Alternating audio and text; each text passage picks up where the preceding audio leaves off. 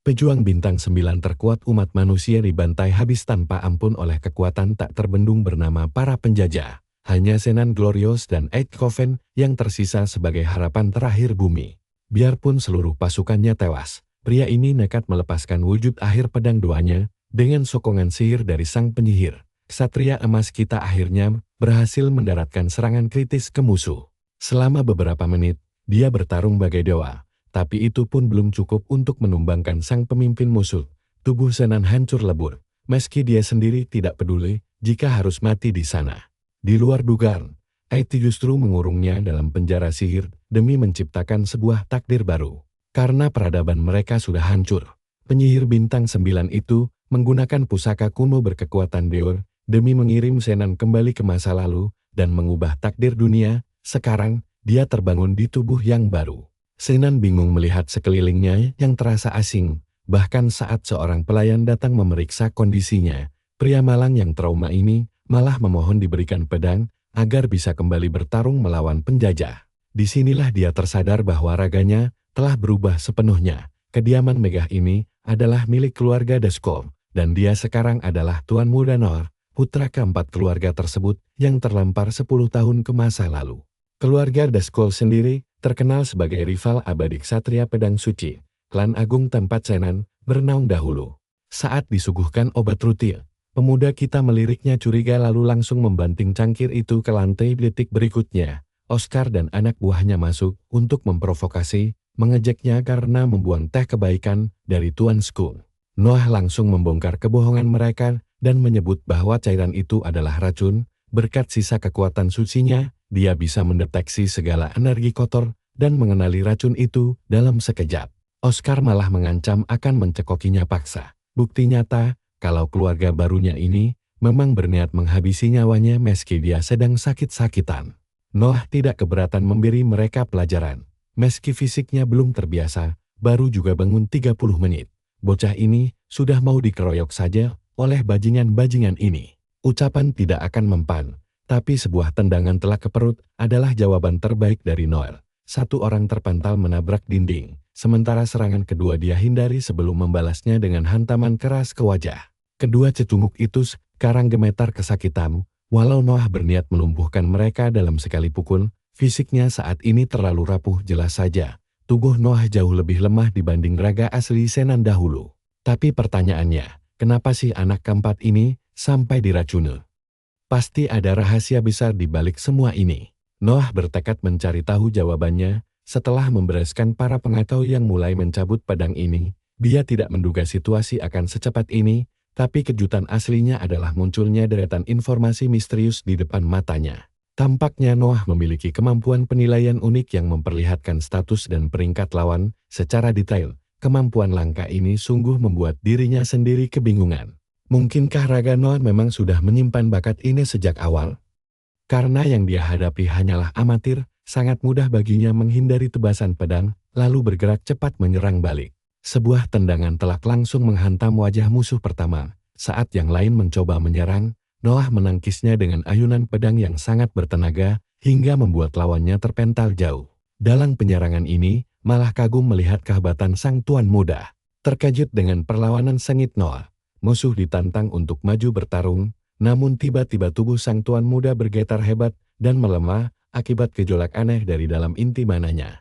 Sumber kekuatan ksatria sihir Deskol adalah inti mana, sedangkan lawannya adalah inti suci yang dimiliki ksatria suci seperti Zenan dulu. Logikanya, dua elemen yang saling bertolak belakang ini tidak akan pernah bisa menyatu. Sialnya, inti mana milik Noah bergejolak hebat hingga mengunci seluruh gerakannya.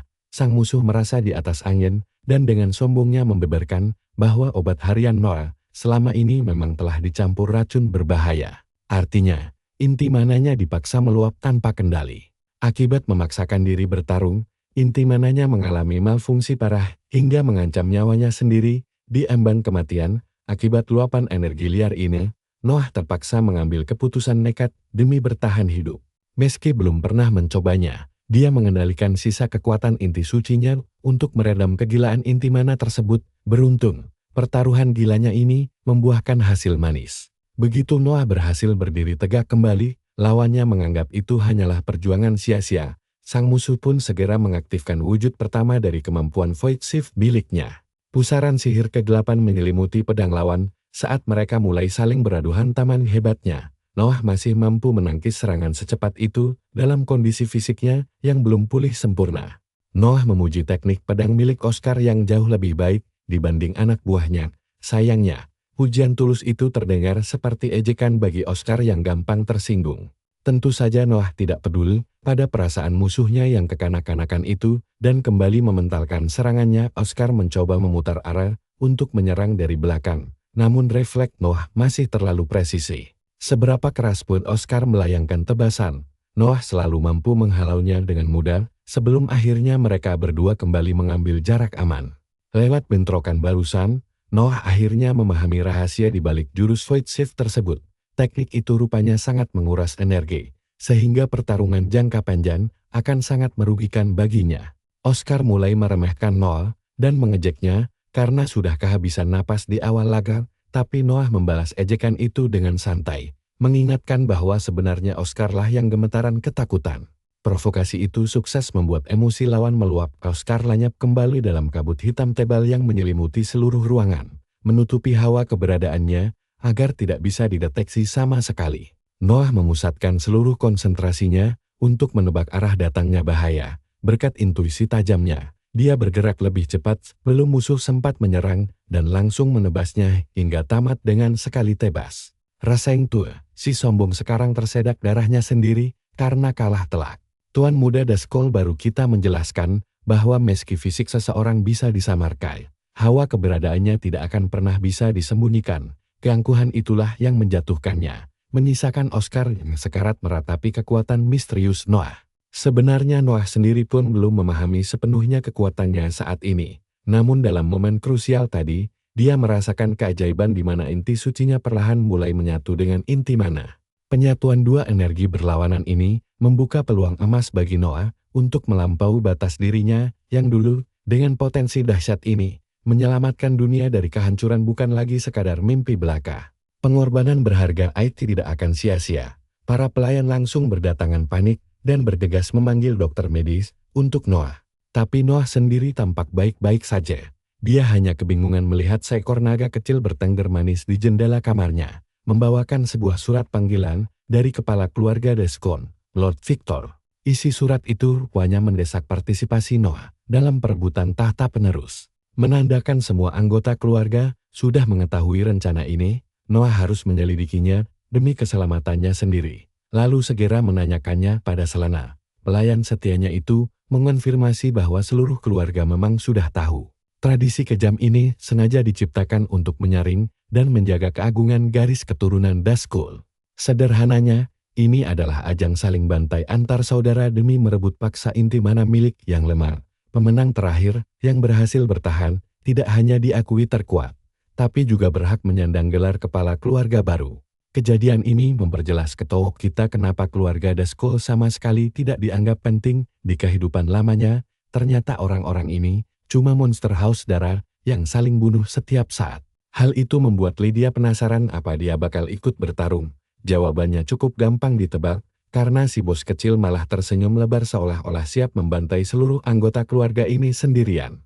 Masalahnya keluarga suci sangat dihormati dan dicintai masyarakat luas. Sebagai kesatria suci mereka mengendalikan kekuatan surgawi yang luar biasa terang benderang. Beda banget sama keluarga Dazkoll yang terlalu seram buat disukai orang-orang. Mereka jadi lambang ketakutan dan kebencian karena selalu bermain dengan kekuatan iblis hitam. Kebanyakan dari mereka juga sangat misterius. Tapi satu hal yang pasti kepala keluarga saat ini, yaitu Victor Dazkoll adalah pendekar pedang manusia terkuat. Kini Noah melangkah maju untuk menemui ayahnya langsung.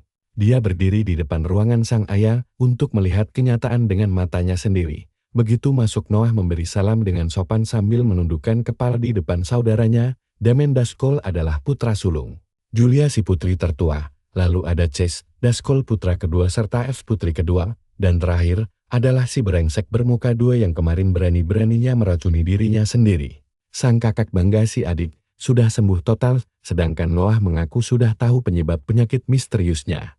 Julia mengira dia bakal istirahat dulu, tapi ternyata adiknya malah sangat berambisi untuk lanjut berlatih Si rambut oranye langsung mengejeknya sebagai sampah yang tidak usah sok rajin latihan. Tapi Noah langsung membalas telak dengan mengejek balik kalau si tikus ini bahkan tidak punya nyali untuk melawannya secara langsung. Skull sama sekali tidak menduga balasan menohok itu. Hal itu membuatnya emosi sedangkan yang lain menyuruh mereka diam karena Tuan Victor sudah tiba. Di setiap langkah kaki pria itu semua orang langsung menunduk penuh hormat. Tekanan aura luar biasa yang dipancarkannya bahkan sanggup membuat Noah kaku tidak bisa bergerak. Semua orang dari kehidupan lalunya tahu persis nama pria perkasa ini, pendekar pedang bintang 9 terkuat di era modern yaitu Victor Dascol. Sang pemimpin menyambut mereka dan menyatakan pertemuan keluarga resmi dimulai.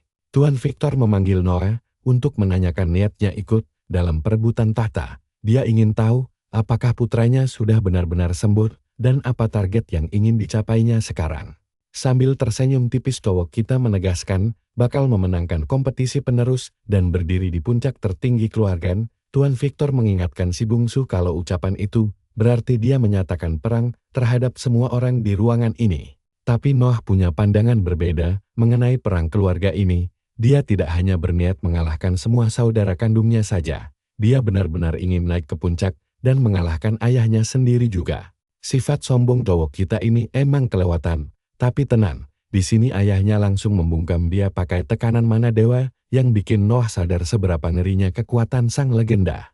Tuan Victor bertanya, apakah si bocah berencana melampaui kekuatannya? Tanpa ragu sedikit pun, Noah langsung mengiyakan ucapan itu, hingga sang ayah penasaran apa alasan utama di balik kegilaannya akan kekuatan. Tuan muda ini menjawab kalau dia tidak mau lagi ada orang yang merampas apapun darinya di masa depan. Jawaban itu membuat sang ayah terhibur, karena menyukai ambisi besar putranya yang sangat mencerminkan darah Dascol. Hari ini dia resmi mengizinkan Noah untuk ikut bertarung dalam perebutan tahta penerus keluarga. Tidak ada satupun orang di ruangan yang berani menolak perintah mutlak tersebut. Tuan Victor menyuruh putranya untuk terus haus akan kekuatan tanpa batas. Berikutnya kita berpindah ke tempat latihan keluarga saat Noah sedang menebas boneka kayu dengan sangat mudah. Kondisi fisiknya memang terus membaik seiring waktu tapi kemampuannya masih terbilang cukup lemah. Bukan cuma itu saja masalah yang dia hadapi, inti mana yang menyatu dengan inti suci membuat gaya bertarungnya berubah total dari sebelumnya. Dia tidak bisa asal merapal jurus suci seperti dulu, sama sekali tidak bisa. Saat ini si abang bahkan belum tahu apa kekuatan aslinya, serta bagaimana cara terbaik untuk mengendalikannya. Target utama Noah sekarang adalah mencari tahu rahasia inti spesial ini secepat mungkin. Bahaya banget kalau sampai anggota keluarga lain mencium hal aneh ini sebelum dirinya sendiri paham. Tiba-tiba Julia datang karena sempat memperhatikan gerakannya dari kejauhan, lalu memujinya sedikit. Sang kakak bercerita kalau sejauh ini Damen masih menjadi kandidat terkuat untuk memimpin keluarga mereka.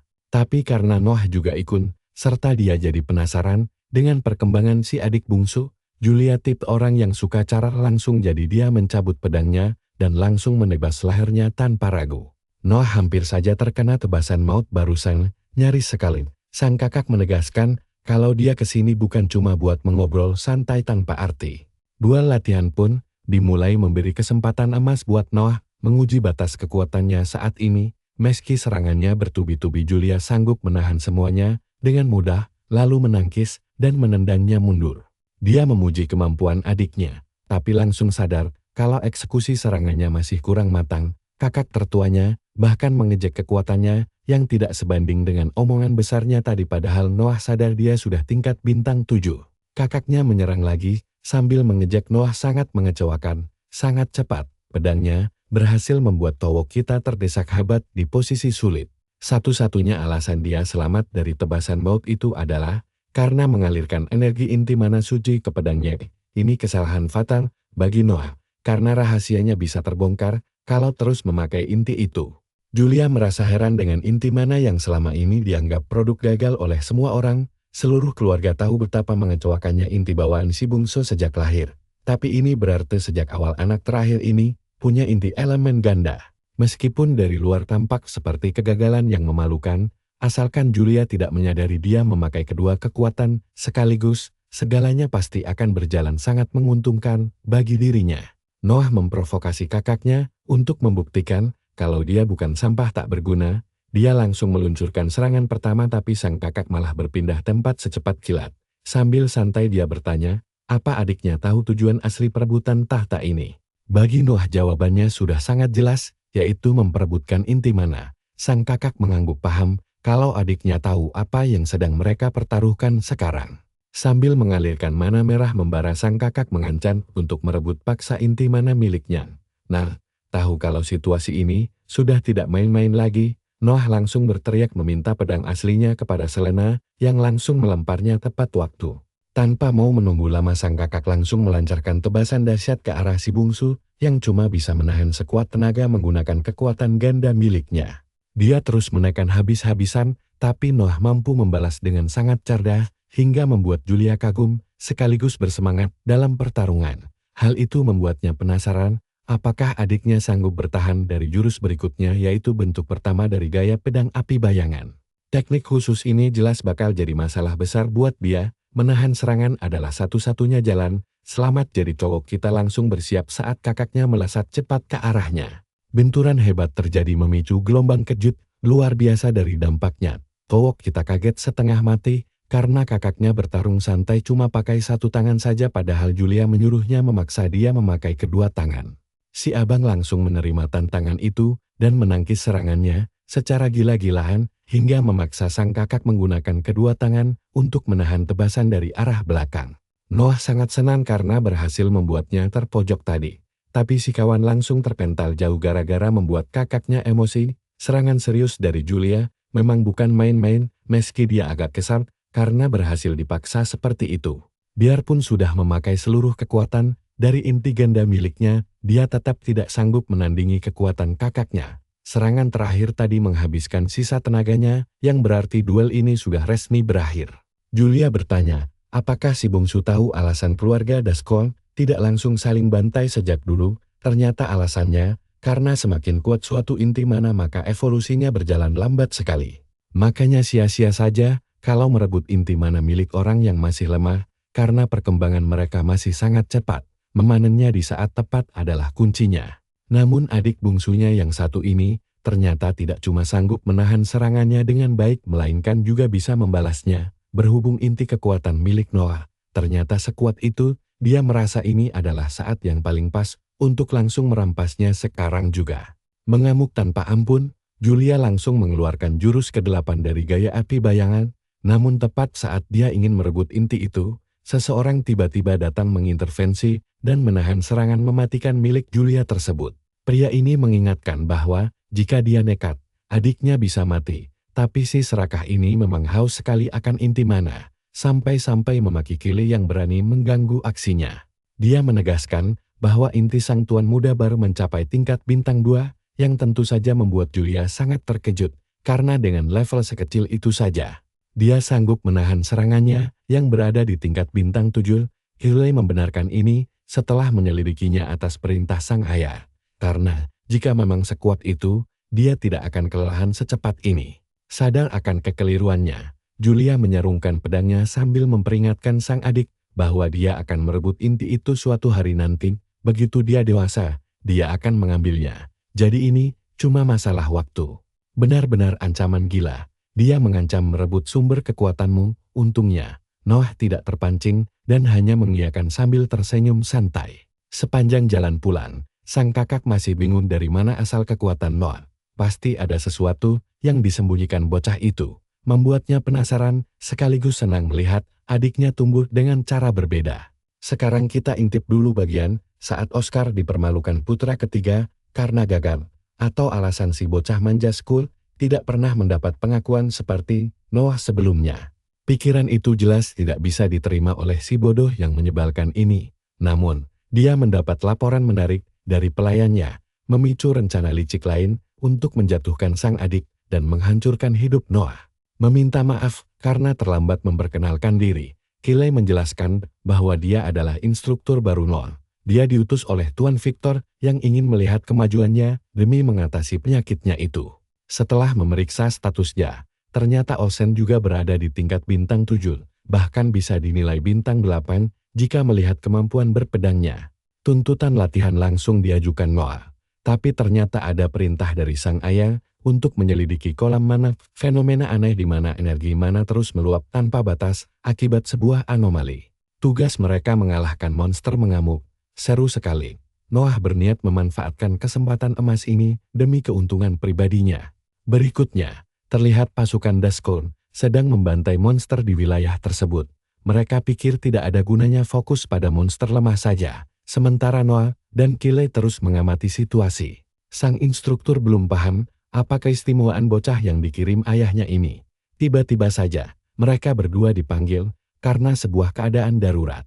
Rupanya ada 3 anak yang pingsan, membuat Noah harus segera mengambil keputusan. Karena membersihkan kolam mana tetap prioritas utama dan tidak ada waktu untuk kembali, mereka terpaksa membawa anak-anak itu ikut serta. Mereka pun melangkah lebih dalam ke hutan, di mana konsentrasi mana semakin pekat di setiap langkah. Berarti kolam mana berada di pusatnya, dan monster penguasa wilayah pasti ada di sana. Bicara soal itu, monster bos Scorpia langsung menampakkan dirinya, wujud merayap yang sangat mengerikan. Noah langsung menyuruh menyelamatkan anak-anak dulu. Sementara Kyle menyadari monster itu sudah mencapai peringkat air, mereka butuh rencana matang, karena serangan capit raksasa Scorpia hampir saja meremukkan mereka bertiga sekaligus. Untungnya mereka berhasil selamat, monster ini sangat cepat dan kuat. Noah langsung melesat maju menghadapi Scorpia. Tapi jagoan kita siap meladeni tantangan itu. Menggunakan inti mana suci, dia melepaskan tebasan pertama dan menangkis serangan ekor si monster. Namun ancaman sesungguhnya masih mengintai di udara. Mengandalkan semburan bisanya, Scorpia menembakkan cairan asam beracun yang tajam. Untungnya, semua serangan itu berhasil dihindari dengan sangat lincah oleh karakter utama kita. Si bos beralih menggunakan jurus lain, dengan menembakkan duri ekornya bagai proyektil mematikan untuk menusuk siapapun di depannya. Noah tetap tenang dan kembali menangkis serangan brutal itu dengan mudah. Hal ini membuat seluruh pasukan dan juga sang instruktur kagum melihat kemampuan berpedangnya yang luar biasa indah. Hebatnya, alat penyengat itu beregenerasi dengan cepat, membuat Scorpia terus melancarkan hantaman keras. Noah menahan benturan itu, lalu memanfaatkan momentumnya untuk menciptakan celah dan menebas ke bawah. Masalah utamanya, kulit terluar Scorpia sangat keras bagai pelindung baja yang sulit ditembus. Meski begitu, Kyle merasa takjub karena sang tuan muda sanggup bertarung sejauh ini. Sadar tidak bisa menang sendirian, Noah memanggil Kyle untuk ikut menyerang, memintanya membantu membuka celah agar dia punya kesempatan mendaratkan serangan telak. Kyle langsung bergerak menahan capit monster itu dengan pedangnya, menopang beban berat agar Noah bisa melesat bebas tanpa hambatan. Noah melompat ke atas capit raksasa itu menuju titik paling lemah. Di sana, dia menggunakan capit monster lain yang sudah mati untuk meretakkan pelindungnya, memberikan kerusakan besar hingga membuat monster itu terpana. Alhasil, monster itu pun tumbang. Kyle sangat kagum mengetahui strategi Noah yang memanfaatkan taring beracun dari laba-laba yang mereka kalahkan sebelumnya. Racun itu melunakkan zirah luarnya, sangat mudah, tapi monster ini belum mati. Dia mengamuk dan memunculkan lingkaran sihir. Kayaknya kalajengking raksasa ini butuh dikirim ke dunia lain saja. Ratusan proyektil asam kini mengepung mereka. Namun Kyle segera mengaktifkan sihir penghalang iblis yang sangat kokoh untuk memperkuat pertahanan. Noah merasa momennya sudah pas. Dia langsung mengambil langkah pamungkas dengan menerobos ke arah monster itu, menghindari setiap serangan, lalu melompat ke atas tubuhnya. Dia ingat teknik yang digunakan kakaknya saat mereka berduel tadi. Noah berniat menirunya dengan caranya sendiri, menciptakan jurus baru bernama tarian pedang bayangan cahaya. Kekuatan cahaya dan kegelapan berpadu, tebasan pedangnya menghantam telak, menghancurkan tubuh Scorpia dari dalam. Inilah puncak kekuatan sang tuan muda yang aslinya baru di tingkat bintang 2. Meski berhasil meniru sebagian kemampuan kakaknya, dia sadar eksekusinya masih jauh dari sempurna. Dia menyerahkan sisa pembersihan pada Kyle. Saat sang instruktur bertanya kemana dia akan pergi, Noah hanya berkata ada urusan penting yang harus diselesaikan. Langkah kakinya membawa Noah masuk ke dalam hutan untuk mencari sesuatu. Di era sekarang penyebab kolam mana masih misteri, tapi dia tahu betul rahasianya. Penyebabnya adalah alat sihir yang menyedot dan memancing energi mana di sekitar. Setelah melacak keberadaannya, Noah langsung menebang pohon tempat alat sihir itu bersarang. Kali ini alatnya berupa cincin. Dia pun berhasil melepaskannya dari sana, melenyapkan fenomena kolam mana di wilayah ini untuk selamanya. Saat berjalan kembali, Noah mendengar suara teriakan dan langsung berlari ke sana, hanya untuk mendapati anak-anak yang tadi mendadak bertingkah sangat aneh. Salah satu bawahan Noah melapor bahwa mereka punya masalah baru, karena ratusan monster kini mengepung dari segala arah, mulai dari troll, orc, laba-laba, hingga serigala liar. Meski dikepung ketat, Noah tidak menyerah dan bersiap bertarung. Saat serangan mendadak datang dari samping, kiri muncul tepat waktu untuk menyelamatkannya. Sementara Noah memintanya mengulur waktu untuk menyusun strategi. Masalahnya, Noah menyadari bahwa kalung di leher anak-anak itu memicu efek penyerapan. Benda itu menyerap mana dari tubuh pemakainya untuk memperkuat daya magisnya sendiri. Di kehidupan masa lalunya, inilah alasan mengapa keluarga The Skull dianggap payah. Sang instruktur pun memperingatkan bahwa mereka tidak akan bisa bertahan lama melawan monster sebanyak ini. Jadi, jika Noah tidak segera bertindak, mereka tamat. Sambil bermeditasi, Noah fokus mencari tahu siapa dalang di balik semua kekacauan alat sihir ini. Berkat gabungan kekuatan cahaya dan kegelapannya, dia berhasil melacak target utamanya. Begitu tahu posisinya, Noah langsung melesat kencang ke arah lain untuk menghabisi si dalang selagi yang lainnya melindungi anak-anak. Cowok ini benar-benar memenggal kepala monster seperti aksi gila Gojo saat ekspansi domain kedua di Shibuya. Dia menerobos zona bahaya sampai menemukan si operator di lapangan terbuka. Noah menantang orang itu untuk segera keluar. Tanpa buang waktu, si musuh langsung menyerang dari belakang. Sayang sekali, serangan bokongan murahan begitu sangat mudah ditebak dan dihindari oleh sang tuan muda. Si operator terkejut sekaligus tak menyangka kalau Noah bisa menyadari kehadirannya. Tanpa basa-basi, Noah langsung menanyakan siapa dalang yang mengirimnya. Jelas saja si musuh ogah buka mulut, tapi tidak masalah, karena tuan muda kita memang mau memakai cara kekerasan. Coba tebak apa yang terjadi selanjutnya? Bentrokan pedang epik pun dimulai. Lawan merasa penasaran dengan kekuatan inti mana milik Noah.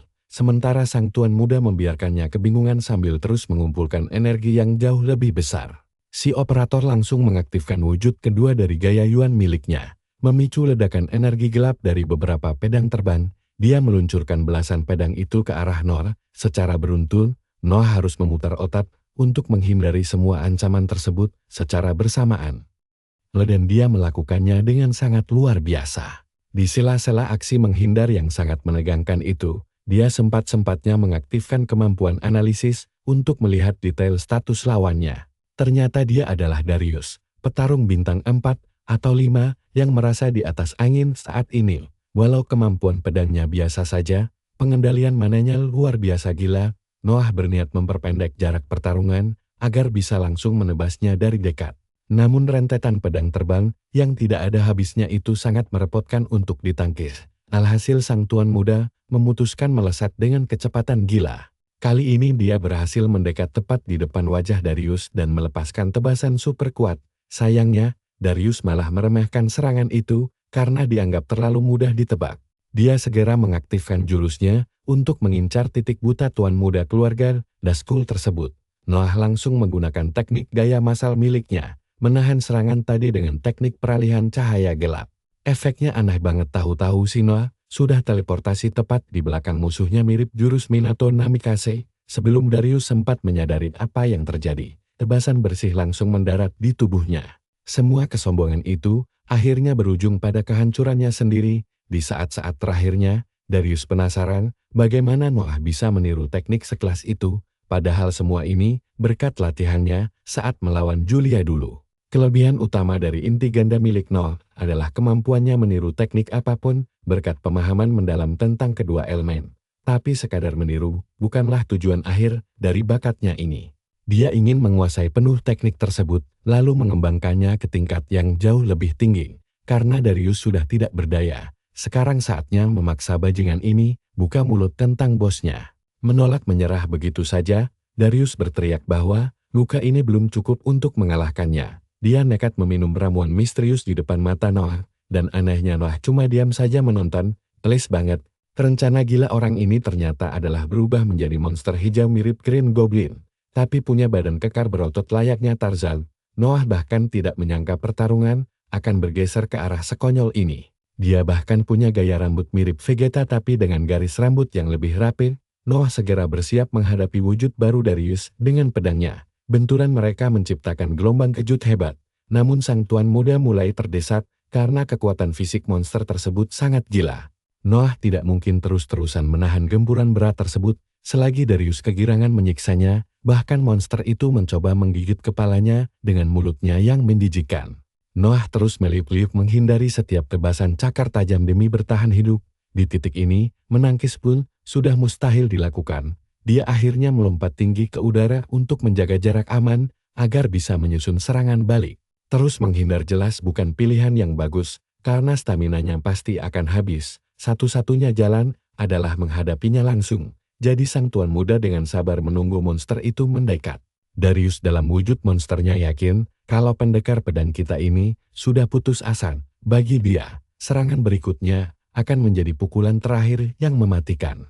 Dan itu benar sekali, karena dia langsung santai melambaikan tangan, lalu memicu pusaka sihir barunya untuk membuat perisai pelindung. Menariknya, tameng ini tidak cuma menahan serangan saja, tapi efek pentulannya sangat kuat, sampai membuat tubuh musuh terpental ke udara dengan posisi yang memalukan. Di sisi lain, Noah senang karena perlahan dia mulai terbiasa menggunakan kemampuan dari kehidupan masa lalunya. Melihat Darius melayang tanpa pertahanan di udara, Noah melompat untuk mendaratkan tebasan maut gaya sihir bipolar suci. Orang lain mungkin punya pacar bipolar, tapi cowok ini punya pedang bipolar. Kekuatan dahsyat itu langsung mengakhiri hidup si monster secara instan. Noah menatap cincinnya yang punya kemampuan luar biasa untuk menetralkan satu serangan musuh, sekaligus menghasilkan gelombang kejut balasan yang sangat dahsyat. Setelah duel selesai, dia harus bergegas kembali menemui rombongannya. Di sana, teman-temannya sedang bertaruh nyawa menahan gempuran gerombolan monster yang jumlahnya sangat banyak. Bahkan Killet pun sudah hampir mencapai batas kemampuannya. Satu monster besar bersiap menerkamnya tanpa ada cara untuk menghindar. Namun anehnya, monster itu mendadak berhenti tepat di depan kepalanya, lalu berputar balik meninggalkan tempat kejadian. Sangat misterius mengapa seluruh kawanan monster itu tiba-tiba pergi begitu saja. Tak lama kemudian, Noah datang kembali untuk memastikan keadaan teman-temannya. Untunglah mereka semua selamat, dan karena ancaman utama sudah dibereskan, keadaan harusnya aman terkendali sekarang. Meski belum berhasil mengungkap siapa dalang aslinya, sang tuan muda langsung melepas alat pengendali dari leher anak-anak untuk membebaskan mereka dari pengaruh sihir. Selanjutnya, dia kembali ke kediamannya dengan perasaan sangat marah karena anak-anak hampir saja mati gara-gara dia. Masalah ini menjadi urusan pribadi untuk memburu pelaku yang merusak misi mereka. Salah satu pelayan memberitahunya tentang Evie, otak di balik jaringan informasi keluarga. Dia pasti punya semua jawaban, makanya Noah bergegas menemuinya. Namun sesampainya di pintu masuk, Chase menghadang sang kakak dan melarangnya masuk lebih jauh, meskipun mereka adalah saudara kandung. Eve adalah broker informasi terpercaya keluarga Driscoll. Mengingat info dari Lydia selalu akurat, Noah tidak mau membuang waktu dan menuntut agar Chase segera menyingkir dari jalannya. Sang adik menegaskan bahwa dia adalah pengawal pribadi Eve, jadi dia tidak bisa membiarkan siapapun masuk dengan hawa membunuh sekencang itu.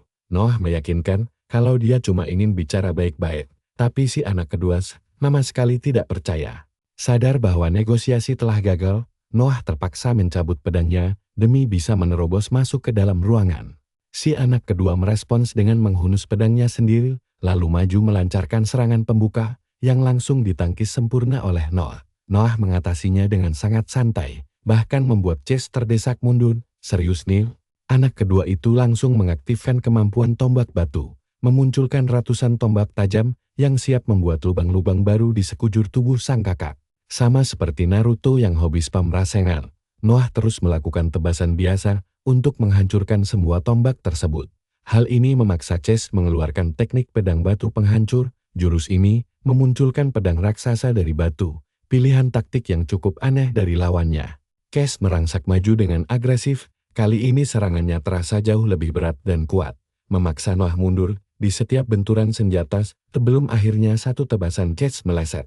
Namun masalah utama yang disadari sang tuan muda adalah banyaknya variasi pola serangan lawannya, sehingga bertarung tanpa rencana matang sama saja dengan bunuh diri. Disinilah dia mengaktifkan kemampuan analisis untuk melihat bahwa Chase berada di peringkat bintang 8. Namun mengejutkannya, inti mana miliknya sangat lemah, karena baru berada di tingkat 5. Ini membuktikan kepada Noah bahwa Chase sangat cerdas memadukan ilmu pedang dan sihir untuk menutupi kelemahannya. Dia pun penasaran bagaimana reaksi Chase jika diajak beradu kekuatan secara langsung, sambil mengaktifkan gaya bertarungnya kembali. Noah melepaskan jurus tarian pedang bayangan cahaya, memancarkan gelombang energi dahsyat dari inti mana uniknya. Chase merasa sangat terkejut, sekaligus tak percaya, sadar harus merespons dengan serius. Dia menggunakan teknik wujud kedua dari gayanya sendiri, memanfaatkan energi keluarga iblis untuk menciptakan petir hitam. Gaya tersebut merupakan salah satu dari sekian banyak aliran bela diri di keluarga Dascon. Lagi pula Kili juga pernah menjelaskan perbedaan dari masing-masing gaya itu kepadanya. Gaya bertarungnya ini khusus mengandalkan kecepatan murni, serangan kilat yang hampir mustahil dihindari oleh siapapun. Secukup terkejut si bungsu tahu banyak soal kemampuannya, tapi tentu saja, teori saja tidak akan bisa menyelamatkannya dari hantaman maut yang sebentar lagi datang ini. Noah menantang kakaknya tanpa rasa takut, membuat selangsung melesat secepat dewa. Dia berubah menjadi kilat merah membara yang menyambar musuhnya, secara langsung tanpa gerakan sia-sia sama sekali. Dengan perhitungan waktu yang sangat tepat, Noah menurunkan pedangnya untuk menahan serangan pamungkas. Ledakan dahsyat pun terjadi. Setelah debu mereda, Noah memang masih berdiri tegak, tapi dia menderita luka cukup parah hanya karena menahan beban hantaman gila itu. Gaya pedang ganda miliknya pun gagal menahan teknik petir hitam Cha, membuktikan kalau jurus tiruan Lord masih punya batasan tersendiri. Jurus itu tidak sempurna dari sananya, jadi sangat berisiko untuk diandalkan. Beruntung sebelum duel maut berlanjut, suara tegas F tiba-tiba menggelegar menyuruh mereka berdua segera berhenti. Setelah menonton pertarungan tadi, F mengizinkan Noah masuk ke kamarnya untuk mengobrol. Sambil heran kenapa mereka malah baku hantam, pengawal setianya menjelaskan kalau Towok ini masuk membawa hawa membunuh yang sangat pekat. Jadi dia terpaksa bertindak. Tapi anehnya, kenapa anggota keluarga Dascon yang terhormat malah kerja jadi pengawal pribadi begini? F mengaku kalau dia memang lemah dalam bela diri. Sementara Ce menuntut penjelasan kenapa si bungsu datang kemari. Menegaskan kalau perang suksesi tidak ada hubungannya dengan Eva. Belum sempat Noah menjawab, F langsung menebar kalau tujuannya adalah mencari informasi tentang para pembunuh bayaran. Namanya juga broker informasi terhebat. Dia pasti tahu segalanya. Tapi ingat, setiap kesepakatan selalu ada syaratnya. Noah bertanya apa maunya, si broker cantik pun mulai membahas perpustakaan tanpa batas, labirin raksasa yang kedalamannya tidak masuk akal.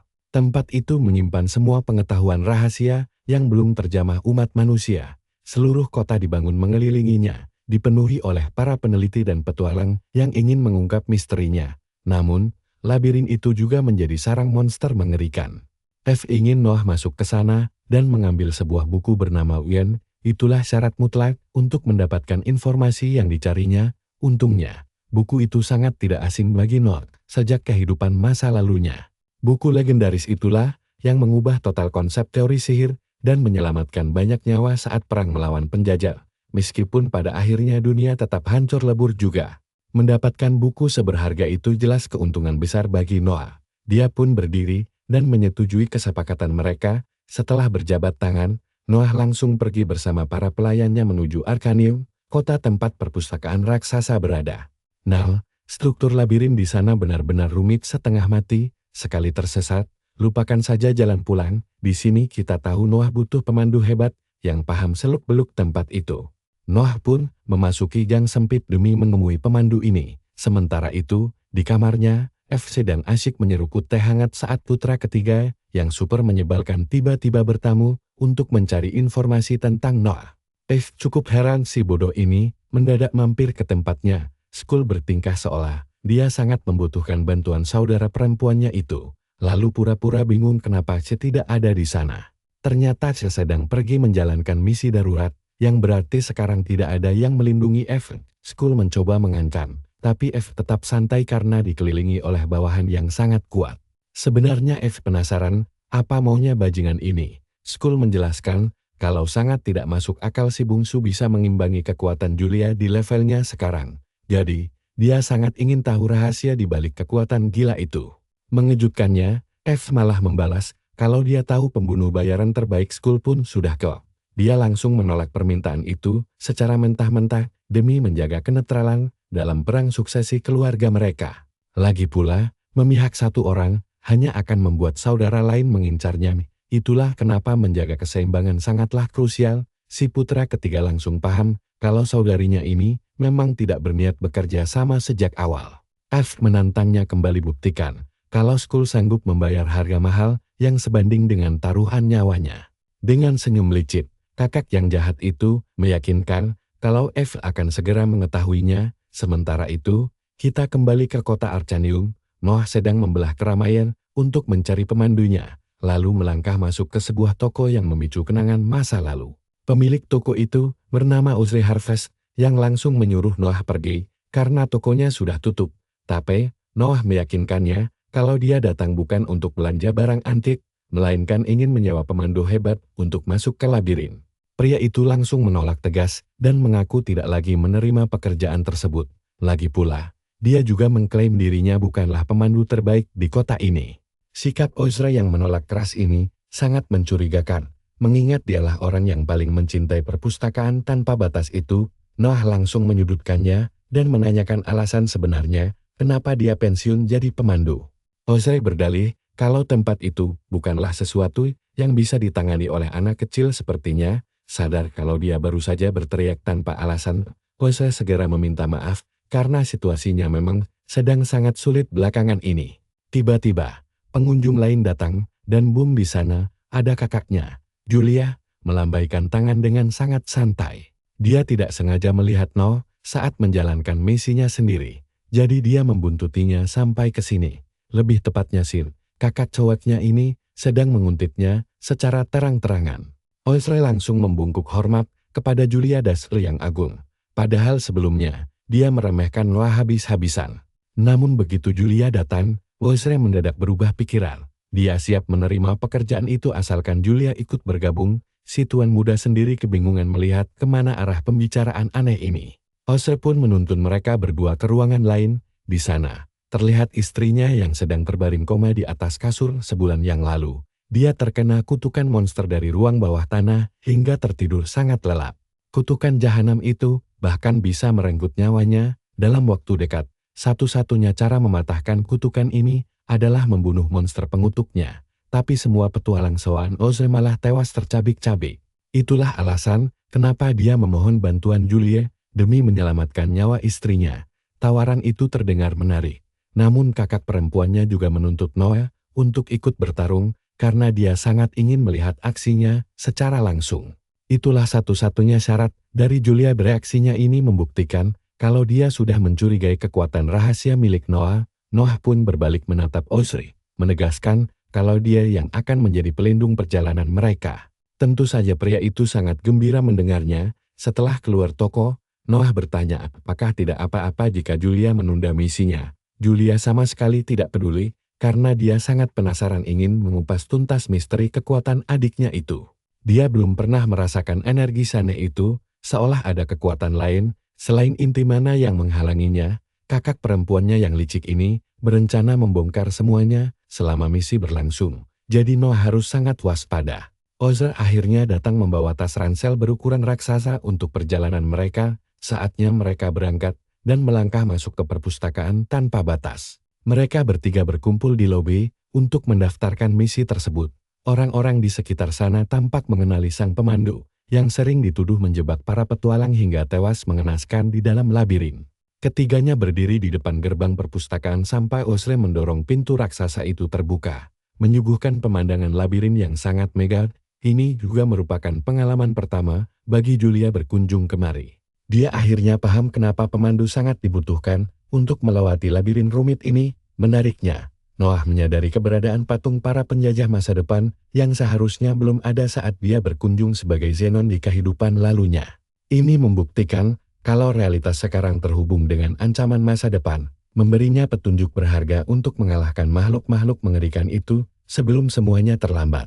Dipenuhi harapan baru, Noah Daskel memfokuskan pandangannya untuk mencari buku ajaib tersebut. Seiring perjalanan berlanjut, Mereka bertiga akhirnya berhasil menapakkan kaki di lantai pertama perpustakaan tanpa batas ini. Noah bertanya kepada Uzra, apakah dia tahu persis lokasi buku yang mereka cari. Sang pemandu menjelaskan kalau buku-buku langka biasanya tersembunyi jauh di bagian terdalam dari labirin ini. Mendengar hal itu, Noah cukup terkejut, karena setahunya lantai ke-20 adalah batas terdalam yang pernah dijelajahi manusia. Tak lama kemudian, mereka tiba di aula menuju lantai kedua, di mana beberapa ogre tiba-tiba menghadang jalan mereka. Ozra meminta Noah membereskan para ogre itu, dan pahlawan kita langsung menghunus pedangnya tanpa ragu. Dengan gerakan kilat, dia menebas monster-monster itu, hingga lenyap seketika. Ozra melongo melihat pembantaian secepat itu, sementara Julia cuma tersenyum tipis melihat aksi adiknya. Ketiganya lalu terus melangkah masuk lebih jauh ke dalam labirin tanpa henti. Cerita kemudian beralih ke momen ketika mereka akhirnya berhasil menapakkan kaki di lantai ke-10. Di sana Ozra memperingatkan mereka untuk tutup mulut tentang rahasia ini. Dia berjalan mendekati rak buku dan menarik satu buku khusus, yang seketika membuat sebuah pintu rahasia terbuka lebar. Sebuah lingkaran sihir muncul di bawah kaki mereka. Ozra menjelaskan kepada dua kakak beradik das ini, bahwa ini jalan pintas rahasia temuannya sendiri. Mengikuti arahannya, mereka bertiga langsung berdiri bersama di atas lingkaran itu. Cahaya silau hampir membutakan mata mereka, sebelum akhirnya mereka terteleportasi ke sebuah area rahasia lain di dalam dunia yang sangat misterius ini. Noah bertanya di mana posisi mereka sekarang, dan sang pemandu menjelaskan bahwa aula di depan langsung terhubung ke lantai ke-20. Julia sangat bersemangat mendengar tujuan mereka sudah dekat, dan langsung melangkah maju duluan.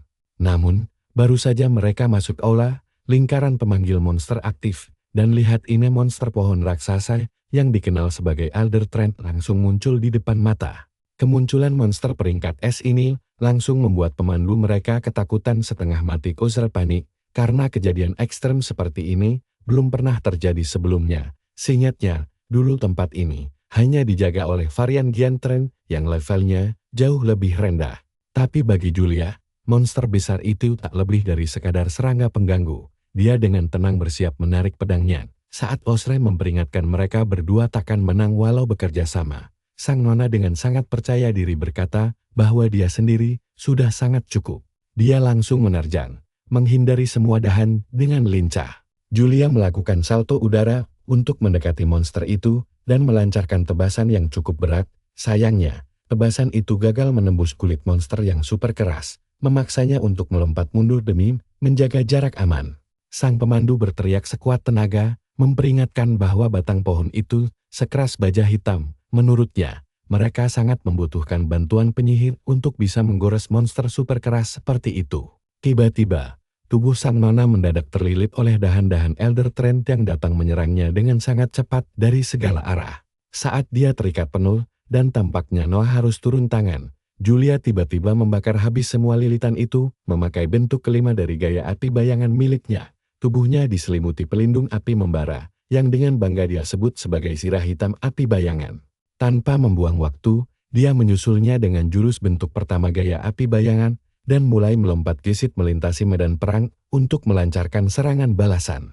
Tebasan berapinya dengan mulus membelah batang pohon raksasa itu menjadi dua bagian. Pertarungan singkat ini pun berakhir dengan kemenangan telak bagi sang nona. Julia dengan sombong menyombongkan pedangnya yang jauh lebih keras dari baja sambil berjalan santai kembali ke arah mereka. Namun, sebelum sempat merayakan kemenangan, Ozra tiba-tiba berteriak panik menyuruhnya awas, Sayan. Peringatan itu terlambat, karena sang nona kembali terlilit. Hebatnya, Julia tetap tenang dan tersenyum tipis. Dia menjelaskan, sudah menduga monster jenis pohon pasti akan terus beregenerasi jika tidak dibakar habis sampai menjadi abu.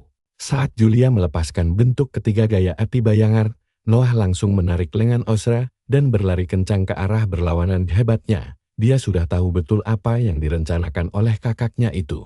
Julia melancarkan ledakan dahsyat yang menghanguskan seluruh area di sekitarnya. Tujuannya sangat jelas membakar habis monster itu, agar proses regenerasinya benar-benar terhenti selamanya. Semuanya beres. Dia menyarungkan pedangnya kembali dan mengajak mereka untuk melanjutkan perjalanan ke lantai berikutnya.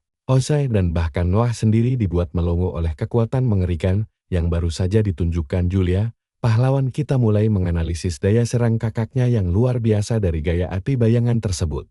Dia tahu betul kekuatan kakaknya tiada tanding di Santero Benua. Tapi kelemahan fatal teknik ini adalah konsumsi energi yang sangat boros dan cepat terkuras. Sang pahlawan ingat pernah mendengar legenda tentang jurus ini saat dia masih menjadi Zenan dulu. Tapi tak menyangka kekuatannya akan sebrutal ini dalam pertarungan asli. Akhirnya, mereka sampai di lantai ke-20 dan mulai menggeledah rak buku. Noah akhirnya menemukan buku itu dan segera memberitahu yang lain. Julia lalu menyarankan agar mereka mencari monster yang telah mengutuk istri Osrey demi melenyapkan kutukan tersebut untuk selamanya. Osrey menjelaskan bahwa dia pernah berpapasan dengan monster itu di sekitar sini dan yakin mereka akan menemukannya jika terus menyisir area ini dengan teliti. Noah mengingatkan bahwa monster biasanya hanya muncul di dalam area aula saja. Namun, sang pemandu menjelaskan bahwa monster khusus ini adalah pengecualian dari aturan dunia biasa. Di tengah pencarian monster itu, Noah tidak sengaja menemukan buku lain dan menyadari bahwa isinya adalah hal penting yang selama ini dia cari setengah mati. Tapi sebelum dia sempat membacanya lebih lanjut, mereka bertiga mendadak dikejutkan oleh kemunculan monster berbaju zirah dengan tangan panjang yang sangat aneh. Noah yang merasa tertantang langsung menghunus pedangnya dengan penuh semangat. Langkah adiknya terhenti karena sang kakak menyuruhnya untuk mundur saja. Julia melangkah maju dan bersikeras bahwa dialah yang akan menghabisi monster mengerikan di hadapan mereka ini. Berbeda dengan keinginannya melihat kehebatan Noah tadi, monster malam itu langsung melancarkan tebasan kegelapan kuat yang membuat Julia kesulitan menahannya hingga harus menggertakkan gigi menahan beban berat. Tebasan itu sangat dahsyat, sampai membuat Noah dan Osrey terpaksa melompat mundur agar tidak terkena dampaknya. Julia sangat kesal karena merasa kalah kuat di sini. Dia menolak memperpanjang pertarungan dan segera bangkit kembali dengan cepat. Julia menyerang lagi dengan gerakan zigzag yang sangat lincah lalu muncul di belakang monster. Tapi tunggu dulu sebelum serangannya mendarat, monster itu dengan mudah menangkis tebasannya.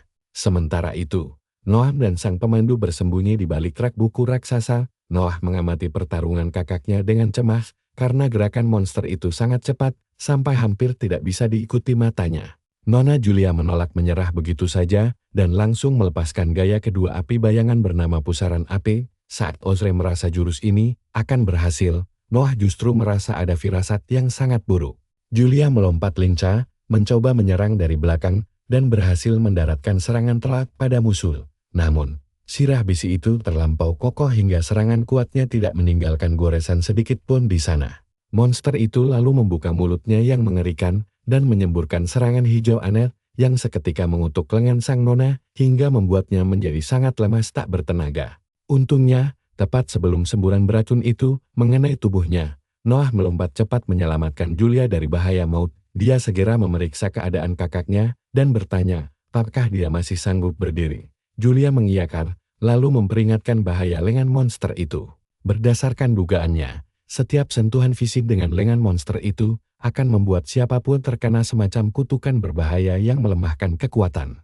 Julia menjelaskan bahwa dengan lengan yang terluka karena kutukan, mustahil baginya untuk melancarkan tebasan pemungkas. Tapi Noah punya rencana lain. Dia menyuruh kakaknya memakai serangan dahsyat tadi sekali lagi. Sang nona sebenarnya ragu memakai jurus berbahaya yang hampir membunuhnya tadi, tapi dia tetap setuju, lalu melompat maju demi menebas kedua tangan monster tersebut. Dia mengaktifkan tarian pedang api bayangan, sementara Noah mengimbangi dengan tarian pedang bayangan cahaya gaya Meiji buatannya sendiri. Sial, serangan sekuat itu bahkan tidak meninggalkan bekas. Lawan masih tegang. Julia menyebutnya monster sejati. Saat diserang lagi, Julia melompat menghindar sementara Noah menangkis hantaman itu. Mundur, kakaknya berteriak selagi melepaskan bentuk kedua insti berkekuatan penuh. Noah langsung menyambut serangan itu dengan jurus andalannya, tebasan tunggal bipolar. Noah langsung maju menyerang, tapi monster itu malah menangkap pedangnya dengan santai. Untung ada Julia yang menembakkan pusaran api bayangan untuk menyelamatkannya. Di saat kritis ini, Noah sadar kalau energi sihir saudaranya sudah hampir habis. Dia mulai panik dan berpikir apa sebaiknya mereka kabur saja. Tiba-tiba, muncul monster serupa yang bikin keadaan makin kacau. Saat itulah, Noah mendengar suara misterius yang membisikkan sesuatu tentang kekuatan yang menyatu tapi belum stabil. Tahu-tahu, Noah sudah berada di dimensi lain. dia langsung bertanya pada sosok cahaya berkilau di depannya tentang tempat apa ini sebenarnya. Cahaya berkilau itu menjelaskan bahwa Noah adalah pewaris pertama kekuatan ilahi setelah ratusan tahun. Dia tidak ingin pemuda itu mati konyol. Jadi dia memberikan sebuah petunjuk penting berupa nama jurus legendaris. Seketika itu juga, kesadaran Noah kembali. Sebuah notifikasi sistem muncul mengumumkan kebangkitannya sebagai pewaris Sa, dan sistem inti ilahi akhirnya resmi terbuka. Tanpa membuang waktu, Noah mengaktifkan jurus gaya ilahi bentuk kedua yaitu tebasan ganda langit. Dia memperingatkan monster itu kalau waktu bermainnya sudah habis sekarang. Tapi saat dia sedang mengumpulkan tenaga, tiba-tiba muncul pesan sistem aneh. Nah lo, sebelum sempat berpikir, Noah langsung terlempar ke tempat misterius yang sangat asing. Sebuah suara misterius bergema di ruangan itu, berkata kalau eksperimen inti ilahi ini sepertinya benar-benar sukses besar. Saat itu juga, cahaya emas keluar dari pedangnya dan membentuk sosok manusia. Pria bercahaya itu menatap Noah dan memperkenalkan dirinya sebagai Zikas, pewaris inti ilahi terdahulu. Sang jagoan langsung paham kalau pria emas ini membicarakan kekuatan aneh yang baru dia dapatkan. Namun, Zikas menegaskan bahwa inti tersebut sebenarnya hanyalah alat cacat. Dia pun mulai menceritakan sejarah masa lalu dulu. Para penjajah dari dunia lain datang menyerang umat manusia dan membawa kehancuran besar di mana-mana. Di masa kritis itulah, langit memberikan inti ilahi sebagai senjata andalan. Sayangnya, manusia tetap kalah karena mereka malah sibuk bertengkar memperebutkan kekuasaan sendiri. Sang leluhur menjelaskan kalau jika sendiri akhirnya dikhianati dan dibunuh oleh faksi saingan karena mereka sangat takut dengan kekuatan dahsyat miliknya. Kelompok licik itu kemudian memecah inti ilahi menjadi dua bagian agar kekuatannya tidak utuh lagi. Itulah asal mula terciptanya dua inti yang terpisah. Mendengar itu, Noah akhirnya paham situasinya. Tanpa peduli sejarah panjang lebar, dia langsung memotong pembicaraan. Bertanya, apakah jika sebenarnya sanggup mengalahkan para penjajah itu? Tanpa ragu sedikit pun, pria emas itu dengan percaya diri menjawab bahwa dia pasti bisa meratakan mereka semua. Jawaban itu membuat Noah merasa sedikit lega karena kekuatan baru ini mungkin benar-benar bisa mengubah dunia. Tapi Zikas langsung mematahkan harapan itu dengan memperingatkan bahwa inti ilahi Noah saat ini masih terlalu lemah. Dia harus terus bertarung melawan musuh kuat demi membangkitkan potensi aslinya. Mendengar tantangan itu, Noah menyeringai dan berkata kalau dia memang berencana melakukan itu. Jawaban tersebut membuat Zikas tersenyum, lalu menyuruhnya membuktikan omong kosong itu sekarang. Kembali ke medan tempur, monster itu langsung menerjang Noah dengan kecepatan penuh, tapi Noah tidak gentar sama sekali dan bersiap mengakhiri pertarungan detik ini juga. Bentrokan sengit pun terjadi. Bilah cahaya yang keluar dari tubuh Noah langsung memanjang dan menebas tubuh monster itu tanpa ampun. Notifikasi sistem menjelaskan kalau bilah cahaya itu bisa dikendalikan bebas, bahkan berubah bentuk. Di sisi lain, Lose berteriak heboh melihat Noah berhasil menebas tangan monster yang berusaha kabur. Tentu saja, Noah tidak membiarkannya lolos. Dia langsung mengejar sambil berteriak kalau sekarang situasinya berbalik, lalu mengayunkan pedangnya hingga membelah tubuh monster itu. Seketika, Noah menebas kepalanya dan mengamankan kemenangan mutlak. Tapi begitu monster itu roboh, dia menyadari monster kedua sudah siap melepaskan serangan mematikan ke arahnya. Julia berteriak menyuruhnya menghindar, tapi terlambat karena monster itu keburu menembakkan laser hijau raksasa tepat ke arah Noah. Tapi pemuda itu tetap tenang. Dia justru mengangkat pedangnya untuk menahan serangan laser tersebut menggunakan bilah cahaya raksasanya.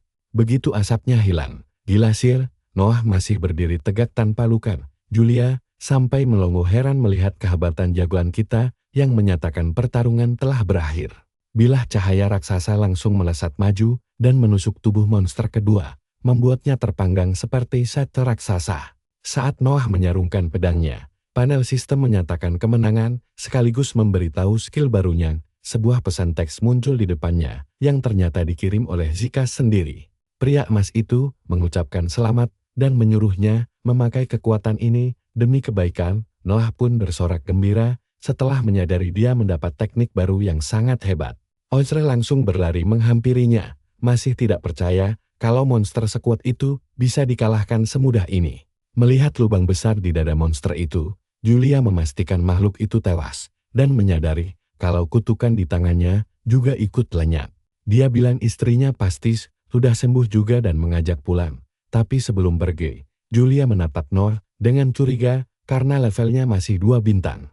Gadis itu penasaran di mana dia belajar teknik pedang sehebat itu. Noah mencoba menggelar, tapi Julia langsung memotongnya dan menjelaskan sejarah tentang berbagai aliran pedang mana. Ada gaya sihir dasar, api bayangan miliknya, petir bayangan yang cepat, dan gaya bayangan dalam yang penuh tipu daya. Tapi gaya bertarung Noah tidak mirip satupun dari aliran itu. Setelah saling tatap, Julia akhirnya mengalah dan berharap bisa bertarung demi Mona Force lagi. Beberapa saat kemudian, setelah kembali ke kediaman, Noah pergi menemui F bersama instruktur kilai. Rencananya, Noah ingin menukar buku dengan informasi tentang para pembunuh. Namun saat membuka pintu, ruangan itu berantakan dan Chase bersandar lemas di dinding dekat sana. Dia langsung panik menanyakan keadaan. Chase menjelaskan kalau Eve diculik saat dirinya sedang menjalankan misi lain. Pelakunya adalah Skull dan gerombolannya yang mencari info tentang Noah. Menurut penuturannya, si brengsek Skull sengaja menculik Eve untuk memaksanya bicara tentang rahasia mereka. Mendengar itu, Noah malah tersenyum menyadari Skull ada hubungannya dengan para pembunuh. Dia bisa menyelesaikan 2 masalah sekaligus dengan merebut kembali Eve dari tangan mereka. Killy ragu apakah Noah serius ingin melawan Tuan Skull, tapi Noah menjamin kalau ini bakal jadi pembantaian sepihak. Chase juga menegaskan ingin ikut demi menebus kesalahannya. Instruktur itu mencoba membujuk mereka agar menunggu bala bantuan, tapi Chase langsung menolak ide itu karena mereka tidak punya banyak waktu lagi. Noah dengan bangga mengucapkan moto keluarganya, bahwa pedang keluarga Driscoll takkan pernah goyah di hadapan musuh sebanyak apapun. Mendengar perkataan itu, Kelly akhirnya berhenti membantah sementara Noah menyuruhnya menjaga rumah selama mereka pergi. Sang instruktur pun bersumpah bakal mempertahankan tempat ini dengan nyawanya sendiri kalau memang diperlukan. Urusan selesai, Noah dan Chase langsung berangkat bersama buat memberi pelajaran pada saudara bodoh mereka. Keduanya memacu kuda dengan kecepatan penuh menuju kediaman Skull. Noah sempat khawatir apakah Eve bakal baik-baik saja, tapi Chase meyakinkan kalau gadis itu bisa menjaga dirinya sendiri. Sang protagonis menjawab kalau dia sangat percaya padanya, tapi dia heran kenapa malah dirinya yang harus bertindak sebagai pengawalnya. Chase pun akhirnya mengungkap rahasianya kalau mana core miliknya selalu lebih lemah dibanding saudara-saudaranya yang lain. Satu-satunya cara agar dia bisa setara adalah dengan melatih kemampuan tempurnya tanpa henti, dan karena itulah dia butuh setiap informasi yang bisa didapatkan. Seni bela diri biasanya sangat dirahasiakan dan cuma diwariskan turun-temurun dalam keluarga. Sekarang Noah baru paham kenapa selama ini dia tidak pernah bisa menebak gaya bertarung saudaranya itu. Chase menegaskan demi menjadi kuat, dia bakal memastikan Eve aman. Tidak lama kemudian, mereka berdua akhirnya sampai di depan gerbang utama kediaman tersebut. Chase langsung membuat rencana kalau mereka harus mencari tahu di mana Eve disekap. Tapi jagoan kita punya ide lain dan bilang kalau mereka tidak perlu mengendap-endap seperti tikus got. Nah lihat ini, dia langsung mengalirkan mana dan menendang gerbang depan sampai hancur terlepas dari enselnya. Mereka langsung merangsek masuk menemui musuh. Chase memperingatkan Noah kalau orang-orang itu adalah pembunuh bayaran profesional milik Skull. Jadi dia harus waspada. Pria bertopeng besi langsung mengejek mereka karena berani masuk lewat pintu depan seperti orang bodoh. Namun, jagoan kita langsung membalas kalau dia tidak punya waktu meladeni lalat pengganggu dan menyuruh si topeng besi segera membawa Skull keluar. Ucapan itu langsung membuat si topeng besi murka dan menegaskan kalau Noah tidak berhak memberi perintah. Seorang pembunuh mencoba menyerang dari belakang, tapi jagoan kita menepisnya dengan mudah lalu menebas dadanya. Biarpun melihat hal itu, sang pemimpin tetap menolak mundur dan menyatakan tidak akan memberi ampun pada siapa saja musuh Tuan Skull. Jagoan kita tidak peduli sedikit pun dan langsung menerjang maju sampai pedang mereka beradut. Duel sengit pun terjadi, sementara para pembunuh lain mulai mengeroyok saudara Chase dari segala penjuru. Tapi Chase melompat tinggi, lalu mengaktifkan jurus petir bayangan dan menghantamkan pedangnya ke tanah. Efek gelombang kejutnya langsung mementalkan musuh di sekitarnya saat dia menantang mereka untuk maju lagi. Jagoan kita menoleh sekilas, aman, tapi si topeng besi menganggap itu sebagai provokasi dan memperingatkan Noah agar jangan meremehkan mereka. Pemimpin pembunuh itu mendadak melemparkan gulungan kertas ke udara yang langsung membentuk lingkaran sihir raksasa di tanah. Noah kebingungan melihat apa yang sedang terjadi sementara si topeng besi dengan bangga berujar kalau teknik ini dirancang khusus untuk menghadapi keluarga Dashkold. Dia pun langsung menerjang dengan pedang mananya. Saat itu juga, jagoan kita mengaktifkan kemampuan analisisnya dan melihat si pembunuh punya beberapa teknik rahasia. Noah lalu mencoba menggunakan kemampuannya sendiri, tapi dia malah membeku saat tidak ada yang terjadi. Alhasil, dia terpaksa melompat mundur untuk menghindar. Jagoan kita pun sadar kalau gulungan sihir tadi pasti telah menjegal mana Thor miliknya. Si pemimpin mengejeknya dan mengeklaim kalau Noah tidak bakal selamat cuma mengandalkan ilmu pedang. Sementara itu, Chase segera menyusun saat sisa pembunuh lainnya terus mengeroyok mereka. Jumlah musuh terlampau banyak, dan segalmana ini benar-benar bikin kesal. Kakak Chase selalu menyuruh Noah untuk terus maju sementara dia yang akan membereskan para ketor di sini sendirian. Dia meyakinkan jagoan kita kalau dirinya bakal baik-baik saja dan mendesaknya untuk segera mencari F sebelum terlambat. Setelah menilai situasi dengan cepat, Noah pun memutuskan lari sekencang mungkin menerobos para pembunuh itu. Beberapa musuh mencoba menghalangi jalan, tapi Chase langsung menghentikan. Mereka cukup dengan mengangkat satu jari dan memunculkan dinding batu raksasa dari tanah. Jagoan kita menggunakan lereng batu itu untuk kabur selagi Chase berteriak kalau si bajingan Skull kemungkinan besar bersembunyi di dalam istana terpisah. Pembunuh lainnya mencoba mengejar, tapi paku batu raksasa mendadak mencuat dan menusuk mereka hingga menyisakan sang pemimpin saja. Melihat anak buahnya dibantai begitu cepat, si topeng besi hanya bisa melongo kaget sebelum Chase dengan santai menantangnya berduel. Sementara itu, layar beralih ke istana terpisah, di mana Skull bertanya pada F, apakah dia sudah siap untuk bicara sekarang. Namun, gadis itu sama sekali tidak takut dan dengan tenang menjawab kalau keputusannya tetap tidak. Hal itu membuat si brengsek marah besar lalu memperingatkan kalau dia juga telah menyandera beberapa stafnya. Bukannya takut, F malah mengejeknya dengan bilang kalau dia malu punya hubungan darah dengan sampah. Sepertinya Skull pun semakin murka. Lalu dia melihat ke arah luar dan berkomentar kalau situasi di sana mulai ramai.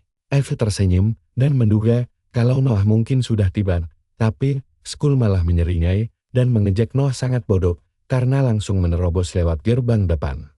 F kemudian membalas kalau keturunan Dashkold sejati tidak akan pernah memakai taktik licin, dan aksi nekat Noah itu sangat cocok dengan harga dirinya yang tinggi. Dia bahkan berterima kasih pada Skull karena kelakuan sampahnya ini membuat dia bisa melihat kemampuan asli Noah. Hal itu sukses memicu emosi Skull hingga dia langsung mencabut pedangnya dengan amarah membara. Namun, tepat pada saat itu, Noah melompat masuk menerobos jendela dengan gaya yang sangat keren.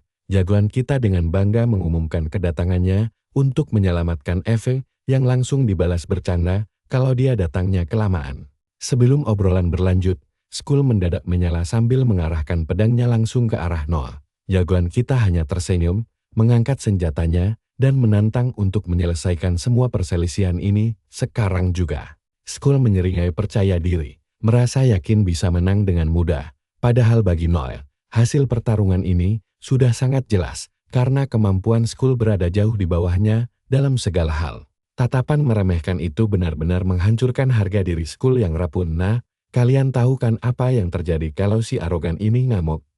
Dia langsung menerjang maju. Jagoan kita mencabut pedang dan bersiap menahan serangan yang datang. Kedahsyatan benturan tersebut bahkan sampai mementalkan mereka berdua menembus dinding hingga keluar ruangan.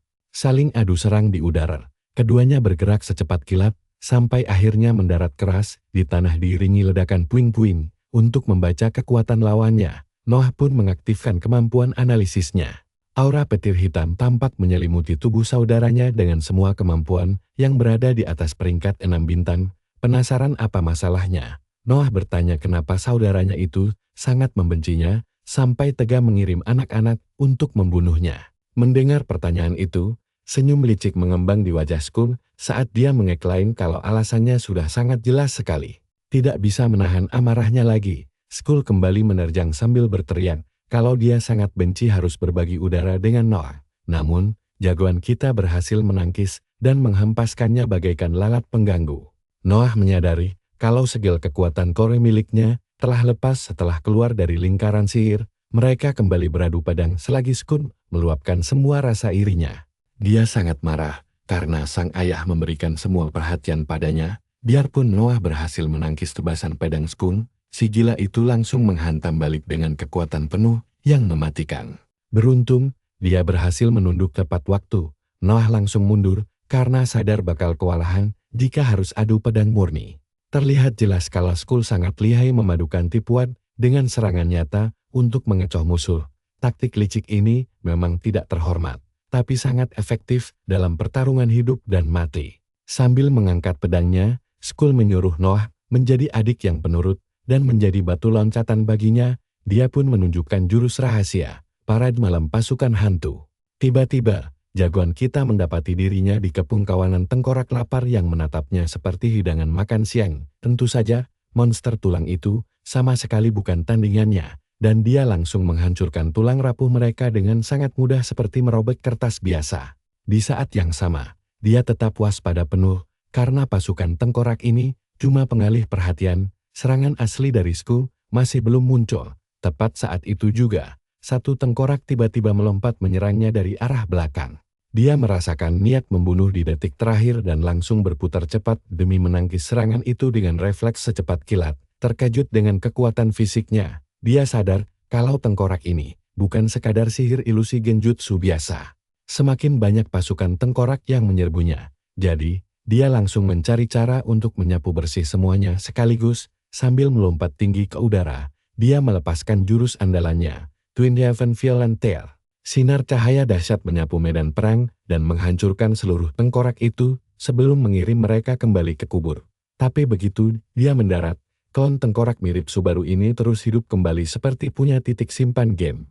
Bosan membuang waktu melawan kroco-kroco ini, dia memutuskan untuk langsung mengincar sang dalang di balik semua kekacauan. Rahang Skul langsung copot saat melihat saudaranya menghabisi seluruh pasukan tengkorak itu sendirian. Saat sedang beradu pedang dengan Skul, Noah merasakan serangan tengkorak dari belakang. Energi Twin Heaven melesat mundur bagai kakra ekor sembila dan langsung memanggang tulang mereka setengah matang.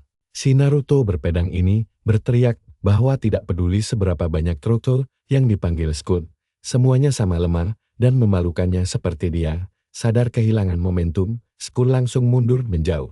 Dia menghilangkan pasukan tengkoraknya, lalu menancapkan pedangnya lurus ke tanah. Hal itu seketika memicu aliran mana yang sangat besar menyebar ke segala arah. Kebingungan, jagoan kita langsung bersiap menghadapi kegilaan.